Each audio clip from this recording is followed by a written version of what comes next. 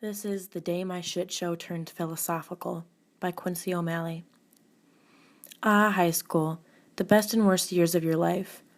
Mine had its ups and downs, but the summer before my senior year, it hit an all-new low. Don't feel too bad. The sob story has a moral. It all started the day after I got back from rock camp in Texas. I arrived home late at night, and my boyfriend of 2 years was coming to see me the next morning. I woke up so excited to see him. That is, until my mom broke the news to me. He had been seeing another girl while I was gone. Tears started pouring from my eyes. I started shaking and collapsed to the floor. He wouldn't do that, Mom. He loves me. He wouldn't. Quincy, honey, my mom said. I'm sorry. I had to tell you.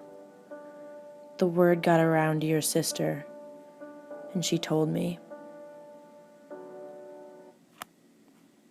Now, I'm a very emotional person, so my reaction wasn't good. I stood up, went to the front door, and took off running down the street. I had never felt so lost and broken. I had no idea how to handle the fire that was burning in my chest. All I could think about was where I went wrong, and how can someone who loves you hurt you that bad? One day you love someone with all your heart, and the next you want them to suffer the pain that they carelessly put you through.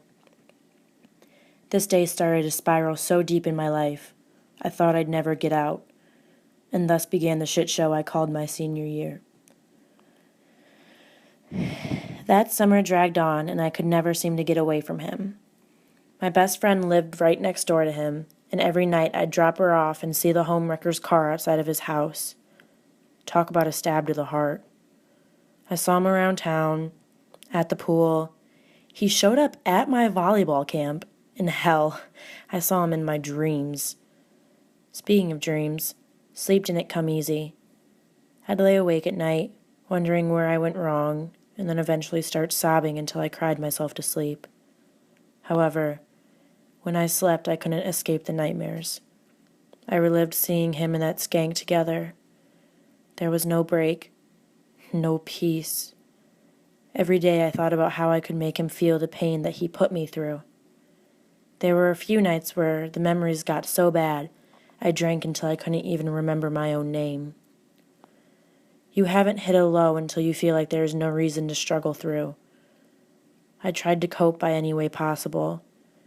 I did the whole, I don't do feelings, you're out to hurt me, screw you, #trust no bitch thing for a while. I never believed any of it, but fake it till you make it, right? Yeah, I didn't make it. Now I know what you all are thinking. It was a stupid breakup, Quincy. Get over it already. And I tried. But then school started. I was looking forward to getting my mind into volleyball.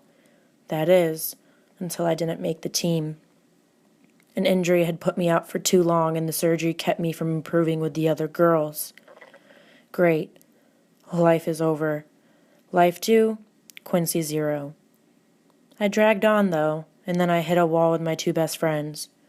With my aunt dying, me trying to figure out just who the hell I was, and dealing with college, communication between my friends and me got muffled and a fight broke out.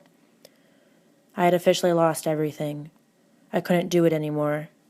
I went home every day, laid on the couch, and wouldn't move until I went to bed.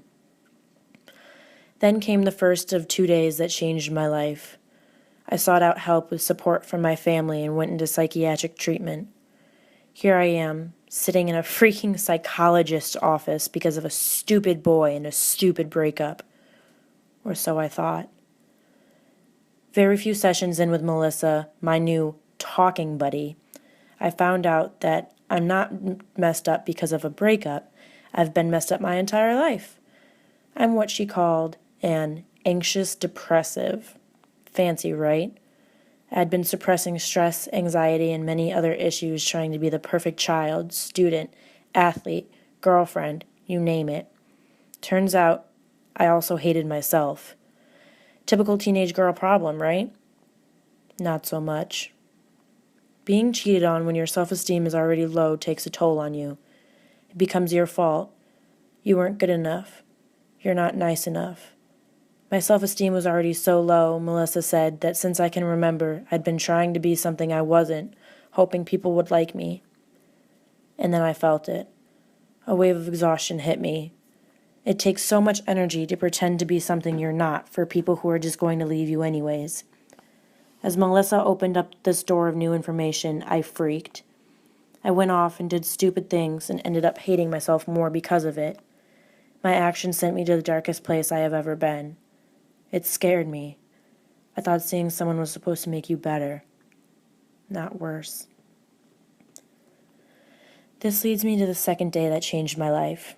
After weeks of struggling with deep depression, I had dug myself into such a deep hole I felt like there was no getting out. But I wanted out. After being rejected by one of my reach schools, I snapped.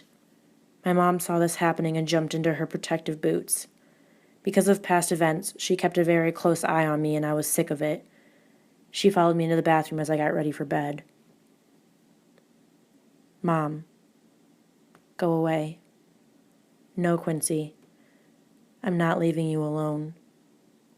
I started to shake, but I didn't know why. Maybe I was angry. Maybe I was sad. Just leave already, damn! Cut that out, my mom hissed. And we went back and forth until our argument hit a climax. An ugly climax. I wish you would just let me do it, I said quietly at first. Excuse me? I'm not losing my only daughter because some fucking school said she wasn't good enough to get in. Maybe we've been too easy on you, Quincy. You need to wake the hell up. Oh, really? Sorry, I'm just a goddamn disappointment. I've been thrown so much shit, I really think it's a sign that I'm not supposed to be here. My mom had it. She started yelling at the top of her lungs, me crying cornered against my shower. I ran into my room as my dad stormed into the hallway. What the hell is going on? Hey, remember when I told you all that I'm an emotional person in all the wrong ways? Well, here it comes. Mom freaking hates me. She hates me, and she's yelling at me. You know I hate to be yelled at. I sob as I try to hide in my closet. It's always been a good cop, bad cop routine with my parents, with my dad being the good cop. He settled us down and we talked it out. All you need to know from here is that I found out that I'm not a disappointment, and they were angry because they didn't have the magical cure for me. They weren't angry at me. What I learned that night has helped me fight back against the depression I've been seeing, and I've been seeing improvements. I'm no longer trying to get out of the bad, but instead I'm working on getting into the good. I realized asking for help isn't for the weak. Life is so damn complicated that being weak is strong, down is up, and left is right. But what I learned from this whole shit show I call my senior year is that change takes time. Not everything has an instant remedy, and sometimes you have to take 2 steps back before you can step forward. I took about 1,000,000 steps back, fell into a dark hole, dug a little deeper, left a few scars, but finally I'm on my way out, and I couldn't be happier. You just have to keep going even when you think you can't, because someday all the pain and struggles will be behind you, and life will be worth the ups and downs it put you through.